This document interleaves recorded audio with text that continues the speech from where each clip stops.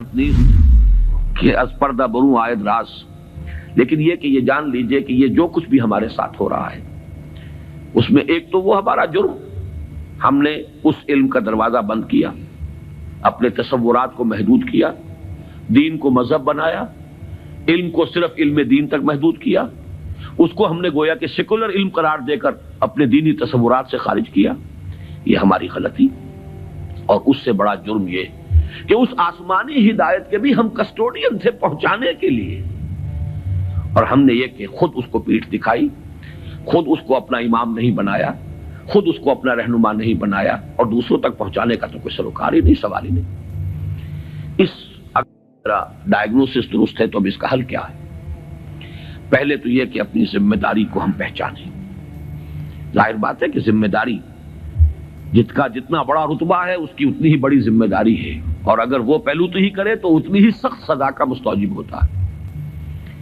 کمتر درجے کی ذمہ داری ہے، کوتاہی بھی ہو گئی ہے تو کمتر درجے کی سزا کفایت کر جائے گی۔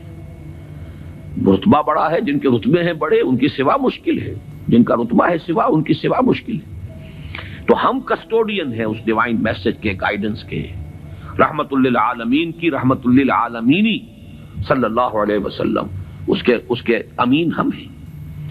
لہذا پہلا کام تو یہ ہے ہمارے سامنے کہ اس علم کے اندر، جس کے لیے میں اب ایک لفظ استعمال کر رہا ہوں، اسلامائزیشن آف نالج، علم کو دوبارہ مسلمان کرو۔ یہ علم جو ہے، بڑی پیاری بات اقبال نے کہی تھی، عشق کی تیغ جگردار اڑا لی کس نے، علم کے ہاتھ میں خالی ہے میان ہے ساقی۔ بڑی پیاری تشبیہ ہے یہ۔ عشق سے مراد یہاں وہ ایمان ہے، ایمان کی وہ تیغ جگردار اس میان میں سے نکال لی گئی ہے، خالی نیام رہ گیا ہے۔ یہ پورا سائنٹیفک نالج جو ہے اس خالی نیام کے مانند ہے جس میں سے تلوار عشق نکال دی گئی۔ یہی تلوار عشق اس میں دوبارہ داخل کر دی جائے، ایمان کو اس علم کے ساتھ اگر شامل کر دیا جائے تو در حقیقت سارے مسائل کا حل ہو جائے گا۔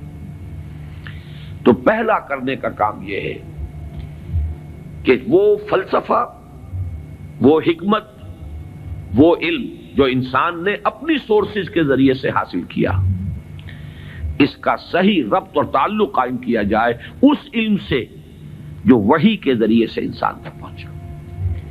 ان کے آپس میں ریکنسائل کرنا، ان کے فصل اور بود کو دور کرنا، اور اس میں قرآن کا دعویٰ ہے۔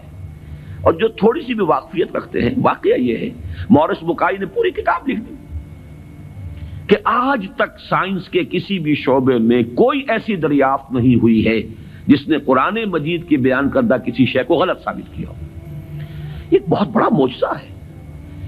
جیسے قرآن کے اعجاز کا اس وقت سب سے بڑا مظہر کیا تھا کہ تمہارے ہاں بڑے سے بڑے فصیح اور بلیغ اور بڑے بڑے خطیب اور شاعر موجود ہیں، اس قرآن جیسا کلام موضوع کر کے لے آؤ۔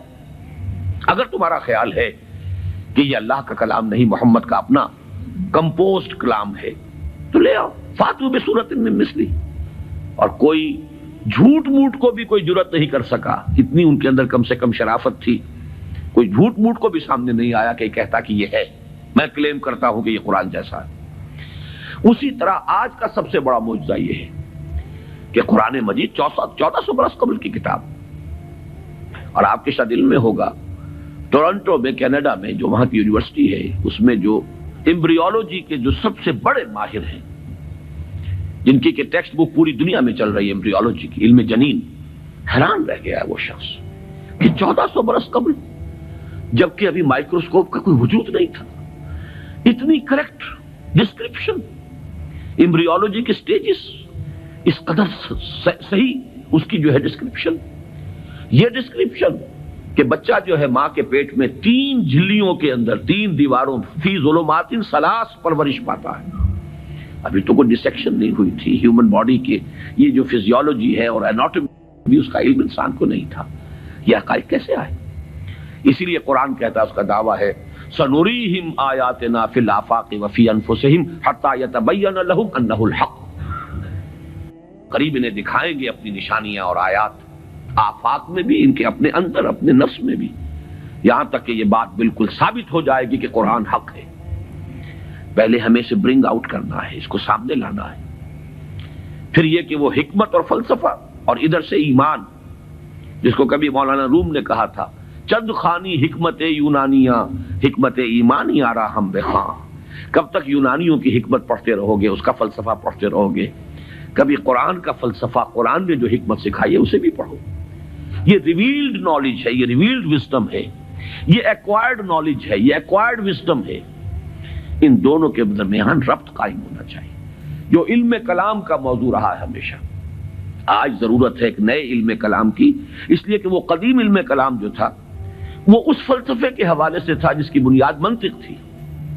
آج جو علم کلام ہے وہ چاہیے جو سائنٹیفک ڈیٹا جو انسان نے کلیکٹ کیا ہے اس کے ساتھ صحیح ربط و تعلق قائم کرے قرآن مجید کا اور اس کی دی ہوئی تعلیمات کا.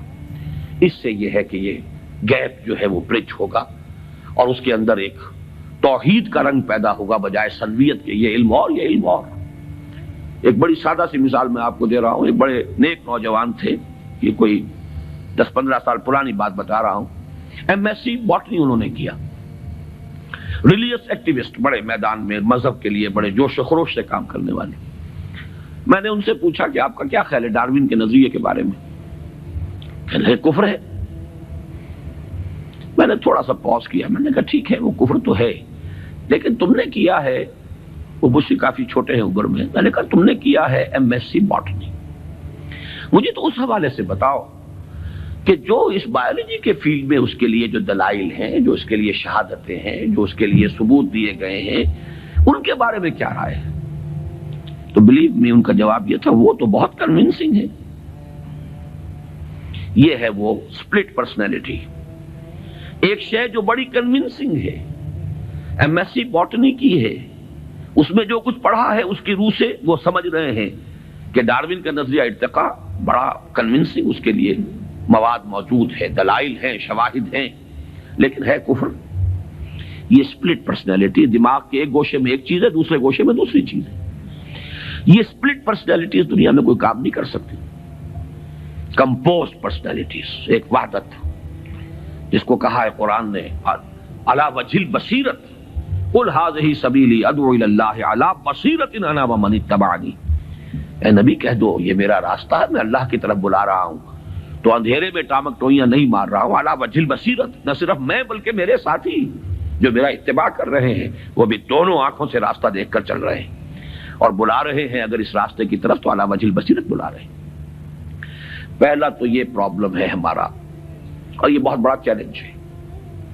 دوسرا پرابلم یہ ہے کہ یہ سوشل سائنسز میں اور جو سوشل انسٹیٹیوشنز ڈیولپ کیے ہیں انسان نے، اکنامک انسٹیٹیوشنز ہیں، پولیٹیکل انسٹیٹیوشنز ہیں، تھیوری آف اسٹیٹ ہے، پھر اس ریاست کے آرگنز ہیں، ایگزیکٹو ہے، جوڈیشری ہے، لیجسلیچر ہے، کہنے کو خیر چوتھا جو ہے پریس کو کہا جاتا ہے، لیکن تین ہے بنیادی. یہ جو نوع انسانی نے جیسے سائنٹیفک ترقی کی ہے اسی طریقے سے انسٹیٹیوشنز ڈیولپ کیے ہیں، بڑی قربانیاں دی ہیں. ہم تو خلافت راشدہ کے خاتمے کے بعد پھر ملوکیت کے دامن میں آ گئے تھے. وہی بادشاہی، وہی عیش، وہی محل، بغداد کے محل اور بغداد کی راتیں، وہ جو الف لیلہ، 1000 نائٹس آف بغداد، وہ جو کچھ ہوتا رہا ہے وہ ہمیں معلوم. یہ تو یورپ والوں نے خون دیا ہے، انہوں نے جانیں دی ہیں، انہوں نے اسٹرگل کی ہے، تب بادشاہوں کے کلچز سے اپنے آپ کو چھڑایا ہے، انسٹیٹیوشنز ڈیولپ کیے ہیں. لیکن یہ کہ ان انسٹیٹیوشنز کو اب یا تو یہ ہے کہ بالکل ایک مرعوب ذہنیت کے ساتھ، ڈیفیٹسٹ مینٹیلٹی کے ساتھ جوں کا تو ہم ایکسپٹ کر رہے ہیں، یا یہ کہ ٹوٹلی ریجیکٹ کر رہے ہیں. حالانکہ دونوں چیزیں اللاجیکل ہیں.